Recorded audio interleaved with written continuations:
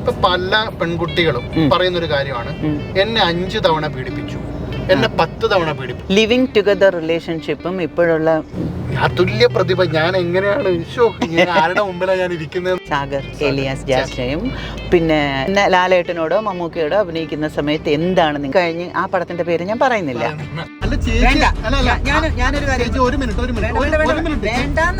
ചേച്ചി വിളിച്ചിട്ടാണ് ഞാൻ ഇങ്ങോട്ട് വന്നതല്ലേ? അല്ലേ? പിന്നെ ചേച്ചി എന്തിനാണ് എന്നോട് ദേഷ്യപ്പെടുന്നത്? ഇനി മേലിൽ അല്ല ബൈജു, ഞാൻ ഓപ്പൺ ആയിട്ട് തന്നെ പറയുന്നത്. എനിക്ക് ദേഷ്യം വരുന്നോണ്ടാണ് ഞാൻ പറയുന്നത്. ഇത്രയും നിങ്ങൾ ക്രിട്ടിസൈസ് ചെയ്യുമ്പോൾ നിങ്ങളൊരു കാര്യം ആലോചിക്കണം.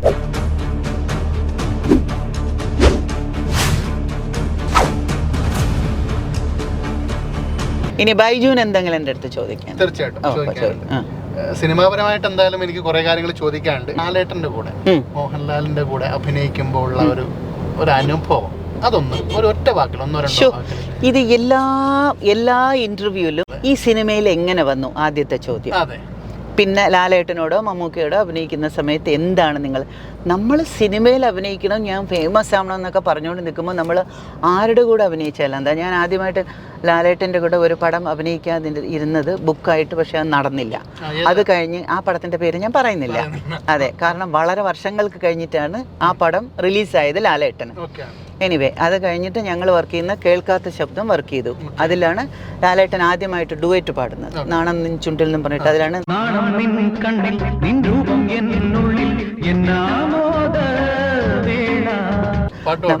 ഞാനോ പാട്ട് പാടും. ഇപ്പൊ പാട്ട് പാടാൻ പാടുപെടും. എന്തായാലും ഞാൻ പാടിയാൽ ആരും ഇറങ്ങി ഓടില്ല. ഓക്കെ, അതെ അതെ, ഓടില്ല. ലാലേട്ടൻ്റെ കേൾക്കാത്ത ശബ്ദം ചെയ്തു. ആദ്യമായിട്ട് അദ്ദേഹം ഡുവറ്റ് പാടിയത് ഡയറക്ടർ ബാലചന്ദ്ര മേനോൻ ചേട്ടൻ്റെ പടമായിരുന്നു. അതിൽ കേൾക്കാത്ത ശബ്ദം. കണ്ണും നട്ടു ഞാൻ നോക്കിയിരിക്കേ, എന്റെ മനസ്സിൽ കൈമണി തെന്നലായി പുൽകാൻ നീ വന്നു.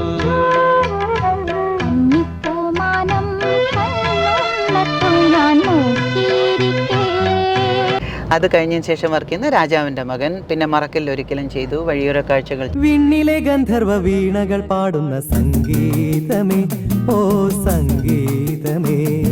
ആ പാട്ടൊക്കെ എന്തൊരു ഹിറ്റല്ലേ? അല്ല, എൻ്റെ ഊഹം ശരിയാണെങ്കിൽ ഏറ്റവും കൂടുതൽ മിമിക്രി ചെമ്മീൻ സിനിമ കഴിഞ്ഞതിന് ശേഷം മിമിക്രിക്കാർ ഒരുപാട് പറഞ്ഞിട്ടുള്ള ഡയലോഗാണ് മറ്റേ സാഗർ ഏലിയാസ് ജാസ്നയും. സാറിന്റെ പേര് പറഞ്ഞില്ല? സാഗർ ഏലിയാസ് ജാക്കി.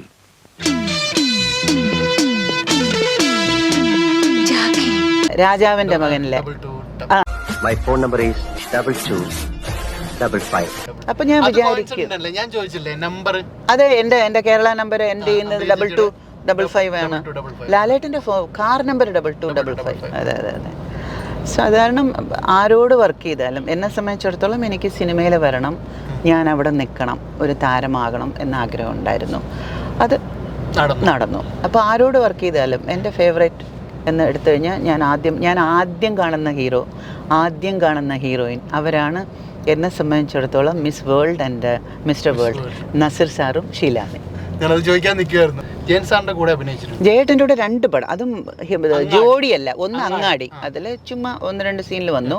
മീനിൽ അനിയത്തിയായിട്ട് വർക്ക് ചെയ്തു. അത് പിന്നെ തമിഴില് കമലഹാസൻ വർക്ക് ചെയ്തായിരുന്നു. അതെ, എന്തായാലും അതുല്യ പ്രതിഭ ഞാൻ എങ്ങനെയാണ് ആരുടെ മുമ്പിലാണ് ഞാൻ ഇരിക്കുന്നത് എന്നുള്ളത് എപ്പോഴും മണ്ടാടിച്ചിരിക്കും. ഞാൻ നുള്ളിക്കൊണ്ട് നോക്കണം. അതങ്ങനെ ഇരിക്കട്ടെ. ഇനിയിപ്പോ നമുക്ക് സോഷ്യൽ ആയിട്ടുള്ള കുറച്ച് കാര്യങ്ങൾ സംസാരിക്കാം. ഓക്കെ, പിന്നെ ആരോഗ്യരംഗത്തുള്ള ചില പ്രശ്നങ്ങൾ, അതിപ്പോ നമുക്ക് സർക്കാരിനെ കുറ്റം പറയാൻ പറ്റുമെന്ന് എനിക്ക് തോന്നുന്നില്ല. ഇതൊക്കെ പിന്നെ അവരുടെ ഇപ്പം ഹോസ്പിറ്റലാകുന്ന സമയത്ത് ഹോസ്പിറ്റലിൽ ഇങ്ങനെ വിഷയങ്ങൾ വരുന്നു. അതിൽ ഡോക്ടർ പറയുവാണ് അത്ര ഇത് വളരെ ചെറിയൊരു സാധനമല്ലേ വെച്ച് മറന്നത്. അല്ല ബൈജു, ഞാൻ ഓപ്പൺ ആയിട്ട് തന്നെ പറയുന്നത്. ഇപ്പോൾ ഒരു സിസർ വെച്ച് ഒരു സ്ത്രീയുടെ വയറ്റിനകത്ത് തച്ചു എന്നുള്ള ഒരു ഇത് വന്നത് നമുക്ക് ഓപ്പൺ ആയിട്ട് പറയണം. അത് തന്നെ പറഞ്ഞത്. എനിക്ക് ഓൾറെഡി അവർ ആ സാധനം വയറ്റിനകത്ത് ഇരുന്നിട്ട് ഷീ വെൻ ത്രൂ ഹെൽ, വേദനിച്ചിട്ട് ദൈവമേ എന്താണെന്ന് ഒരു നിമിഷം ഞാനായിരുന്നു അവിടെയെങ്കിലും എന്ന് ആലോചിച്ചു. എന്ത് പേടിച്ച് കാണും അവർ. അത് കഴിഞ്ഞ് വേദന ഒന്ന് ആലോചിച്ച് നോക്കൂ. ആ എക്സ്പെൻസ് അവരെ കൊണ്ടൊന്നും താങ്ങാൻ പറ്റുന്ന കാര്യങ്ങളൊന്നുമല്ല. അതെല്ലാം കഴിഞ്ഞിട്ട് വളരെ എനിക്ക് ഫീൽ ചെയ്യിപ്പിച്ച സംഭവം എന്ന് വെച്ച് കഴിഞ്ഞാൽ, ആ വ്യക്തി പറഞ്ഞ സ്റ്റേറ്റ്മെൻറ്റ് അതൊരു കത്തിരിയല്ലേ, അത് 5 വർഷമോ 10 വർഷമോ ഇരുന്നാൽ കുഴപ്പമൊന്നും ഇല്ലല്ലോ എന്ന്. അപ്പോൾ അതായത് നമ്മുടെ വയറ്റിനകത്ത് മെറ്റൽ ഇരുന്നാൽ കുഴപ്പമില്ല. എന്ത് ഇറസ്പോൺസിബിലിറ്റി വേർഡ്സാണ് അതൊക്കെ.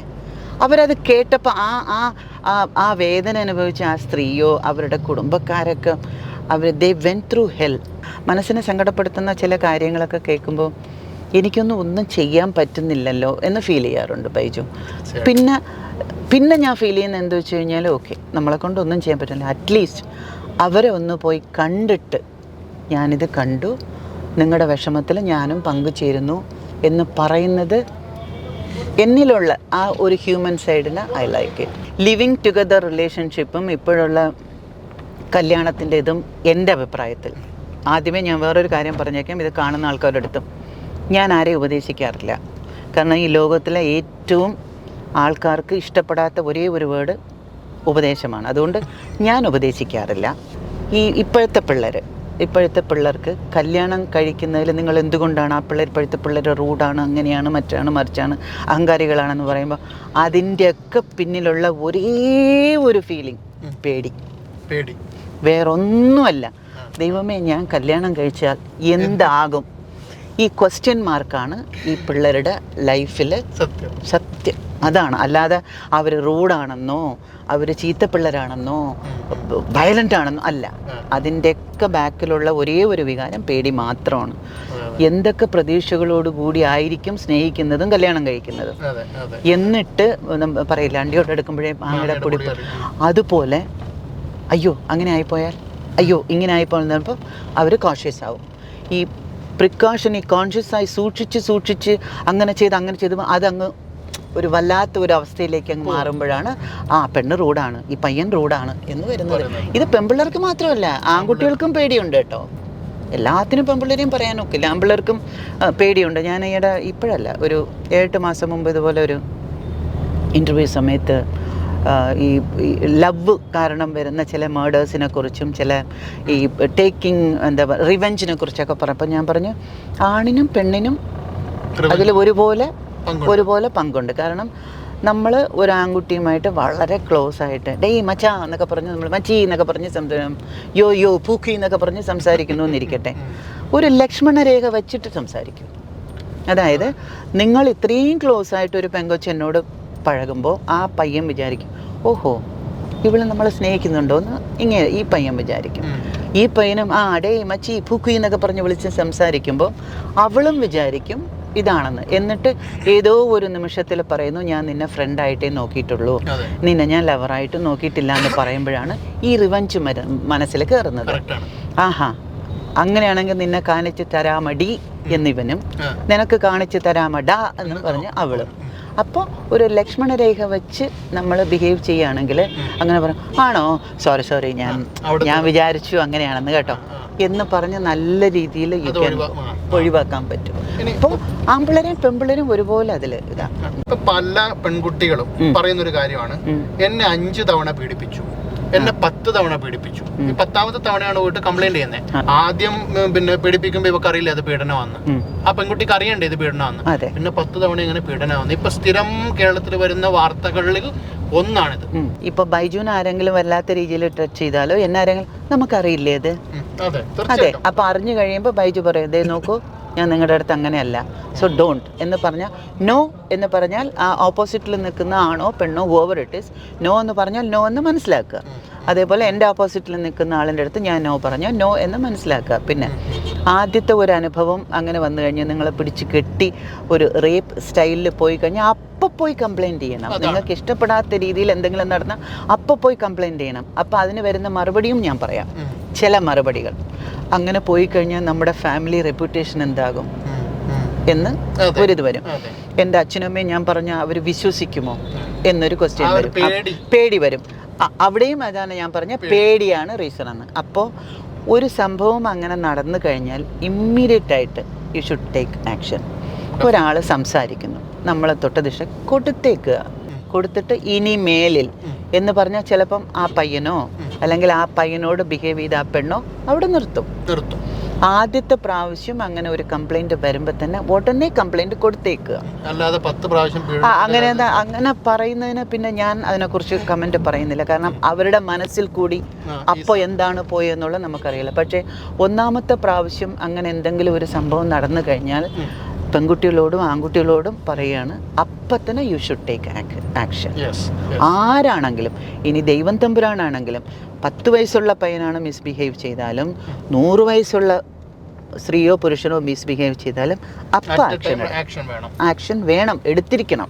ഷിംജിതയുടെ വിഷയം എന്തായാലും മനസ്സിലുണ്ടല്ലോ. ഷിംജിത എന്ന് പറഞ്ഞാൽ ബസ്സിനകത്തുള്ള ദീപക് മരിക്കാൻ ഇടയായിട്ടുള്ള സംഭവം, അതും ഇതേപോലെ അംബികേച്ച് പറഞ്ഞ പോലാണ്. അറ്റ് എ ടൈം ഒരു ആക്ഷൻ എടുത്തിരുന്നെങ്കിൽ ഇപ്പോ ഈ വിഷയത്തിലേക്ക് അത് പോവില്ലായിരുന്നു. പക്ഷെ ആ കുട്ടി ചെയ്തത് വീഡിയോ ബസ്സിൽ നിന്ന് എടുത്തു, വളരെ ഭംഗി ആൾക്കാർ കാണുന്ന രൂപത്തിലെടുത്തു. എന്നിട്ട് അവിടെ നിന്നൊന്നും പ്രതികരിക്കാതെ, അതായത് ഇദ്ദേഹം ബാഡ് ടച്ച് ചെയ്തു എന്നുള്ള രൂപത്തിലാണ് ആര് പറയുന്നത്, ഷിംജിത പറയുന്നത്. വാർത്തകൾ കണ്ടിട്ടുണ്ടാവും. അപ്പോ എന്നിട്ട് ഇത് വീട്ടിൽ പോയിട്ട് അവരുടെ ഇൻസ്റ്റഗ്രാം ചാനൽ വഴി അങ്ങ് പബ്ലിഷ് ചെയ്യുവാണ്. അറ്റ് എ ടൈം അങ്ങനെ ഒരു തീരുമാനം, അവിടെ ഒരു അടി കൊടുക്കുക, അല്ലെങ്കിൽ അവിടെ പോലീസുകാരുണ്ടായിരുന്നു, ഹോം ഗാർഡ്സ് ഉണ്ടായിരുന്നു, ബസ്സിലുള്ള ആൾക്കാരുണ്ടായിരുന്നു, ഇവരോടൊന്നും പറയാതെ നേരെ വീട്ടിലേക്ക് പോകുന്നു, വീട്ടിൽ നിന്ന് അപ്ലോഡ് ചെയ്യുന്നു, എന്നിട്ട് സോഷ്യൽ മീഡിയയിൽ അങ്ങ് പരത്തുവാണ്. ഞാനത് കണ്ടപ്പോൾ ഞാൻ ഫീൽ ചെയ്ത് എന്തെന്ന് വെച്ച് കഴിഞ്ഞാൽ, ഈ കൊച്ചിനെ അങ്ങനെ മിസ്ബിഹേവ് ചെയ്തു എന്ന് തോന്നിക്കഴിഞ്ഞാൽ എന്താടാന്ന് ചോദിച്ചിരുന്നെങ്കിൽ ഇവളടിക്കണ്ട, ബസ്സിനകത്തുള്ളവർ തന്നെ അവനെ അടിച്ചത്. എനിക്കത് കണ്ടപ്പോൾ വേണ്ടായിരുന്നു ആ കുട്ടി ചെയ്തത്. എനിക്കത് വല്ലാതെ ഫീൽ ചെയ്തു. കാരണം ആവശ്യമില്ലാതെ ഒരു ജീവൻ പോയി. അത് വേണ്ടായിരുന്നു, അത് അവോയ്ഡ് ചെയ്യാമായിരുന്ന ഒരു സംഭവം. പിന്നെ ഈ പറഞ്ഞ പോലെ ഈ പീഡനം ഇതൊക്കെ വന്നിട്ട് ആണുങ്ങളെക്കാളും പെണ്ണുങ്ങൾക്കാണ് ഉള്ളത് കൊണ്ട് അതിനെക്കുറിച്ച് ക്രിട്ടിസൈസ് ചെയ്യാനും ഇതൊക്കെ ഉണ്ടാകും. പിന്നെ പല കാര്യങ്ങളും നമ്മൾ എന്താ പറയുന്നത്, നമ്മൾക്ക് കാണുമ്പോൾ തന്നെ നമ്മുടെ മനസ്സ് പറയും ആ നടക്കുന്നത് ശരിയാണോ ശരിയല്ലയോ എന്നുള്ളത്. അത് നമ്മൾ കണ്ടിട്ട് അത് വിലയിരുത്തുക. അതെ. പക്ഷേ ഇപ്പം നോക്കൂ, ആ അമ്മയ്ക്ക് മോൻ പോയി, എന്നിട്ട് ആ അമ്മ ആ മോനെ കുറിച്ച് കരയുന്നതിനെ പോലും ബാഡായിട്ട് കമൻസ് ഇട്ടു. ഒരമ്മ ഒരു കുട്ടി മരിച്ച അഭിനയിക്കൂ, കരയൂലേ? കാരണം ആ സമയത്ത് ആ വേദന കൊണ്ട് അവർ വിളിച്ചു പറയുന്ന എന്താണെന്ന്, എനിക്ക് എൻ്റെ മോൻ്റെ അടുത്ത് പോകണമെന്ന് ആ അമ്മ പറയുന്ന അത് കേട്ടിട്ട് ഇച്ചിരി ഒരു മനുഷ്യത്വമൊക്കെ നമ്മൾ കാണിക്കട്ടെ, അല്ലേ? ന്യൂസ് റിപ്പോർട്ടേഴ്സ് പോയിട്ട് ചോദിക്കുകയാണ്, കരച്ചിൽ വരുന്നുണ്ടോ, സങ്കടം വരുന്നുണ്ടോ? പിന്നെ മകൻ മരിച്ചാ പിന്നെ സങ്കടം വരില്ലേ, കരയൂലേ? ഈ മയക്കം കൊണ്ടോ ഈ തൊള്ളയ്ക്ക് കുത്താൻ പോകുന്ന ആൾക്കാർ ഇതൊന്നും ചിന്തിക്കുന്നില്ല. പിന്നെ വേറൊരു കാര്യം, നമ്മുടെ മീഡിയ ഒരു നല്ല കാര്യമുണ്ട്. കാരണം ഞാനൊക്കെ വർക്ക് ചെയ്യുന്ന സമയത്തൊന്നും ഇങ്ങനെ മീഡിയയും ഇതൊന്നുമില്ല. ആ നല്ല കാര്യങ്ങൾ ചെയ്യേണ്ട മീഡിയയിലുള്ള പല ആൾക്കാരിൽ ചില ആൾക്കാർ ഭയങ്കര റൂഡായിട്ട് 2-3 ചാനൽസ്, യൂട്യൂബ് ചാനൽസ് ഞാൻ കണ്ടു. എന്നെക്കുറിച്ചൊക്കെ എന്ത് മോശമായിട്ട് ഒരു മനുഷ്യരുന്ന് സംസാരിക്കുന്നത് അറിയാം. അദ്ദേഹം എന്നെ കണ്ടിട്ട് പോലുമില്ല. അവരടിക്കുന്ന കമൻ്റൊക്കെ കേൾക്കുമ്പോൾ പിന്നെ ഇങ്ങനെയുള്ള ചില സ്ഥലത്തൊക്കെ പോകുമ്പോൾ നിങ്ങൾക്ക് കരച്ചിൽ വരുന്നുണ്ടോ എന്നൊക്കെ ചോദിക്കുന്നത്. ഈയിടെയായിട്ട് വേറൊരു സംഭവമാണ് ഞാൻ അറിഞ്ഞായിരുന്നു. ബൈജുവിന് അത് അറിയാമോ എന്ന് എനിക്കറിയില്ല. ഒരു 10 മാസം പ്രായമുള്ളൊരു കൊച്ച്, 10 മാസം പ്രായമുള്ള ഒരു കുട്ടിയുടെ ഓർഗൻ ഡൊണേഷൻ നടന്നായിരുന്നു, അറിഞ്ഞായിരുന്നു? അതെ, ഞാൻ പോയായിരുന്നു. അതെ. എന്നിട്ട് അവിടെ ചെന്ന് അച്ഛനും അമ്മയും കണ്ട്, വളരെ യങ്ങായിട്ടുള്ള അച്ഛനും അമ്മയും, അവർ ചെയ്തതേ എന്തൊരു പുണ്യമുള്ള കാര്യമാണ്, അല്ലേ? ആ കാര്യം എൻ്റെ കുട്ടിയോ പോയി വെറുതെ ആ ദേഹത്തിന് മണ്ണ് തിന്നുന്നതിന് പകരം ഒരു 5 വേണ്ട ബൈജു, രണ്ടും വേണ്ട, ഒരാള് ജീവിച്ചു എന്നുണ്ടെങ്കിൽ ജീവിക്കട്ടെ എന്നും പറഞ്ഞ് അവർ ചെയ്തേന. അവരെ എന്തൊക്കെ അവിടെ ചെന്നപ്പം സത്യം, എനിക്ക് അവിടെ ചെന്നപ്പോൾ ആ അച്ഛനും അമ്മയും കൂടെ ഇരുന്നിട്ട് പറയുന്നത്, എൻ്റെ ചേച്ചി എന്തൊക്കെ കമൻറ്റ്, ഇത് നിങ്ങളുടെ കുട്ടിയല്ല എന്ന് വരെ പറഞ്ഞു. എൻ്റെ ഞാൻ പറയുന്നത് എന്താ വെച്ച് കഴിഞ്ഞാൽ, ഇനി നമ്മൾ എൻകറേജ് ചെയ്യേണ്ട ഒരു കാര്യമാണ് ഈ ഓർഗൻ ഡൊണേഷൻ.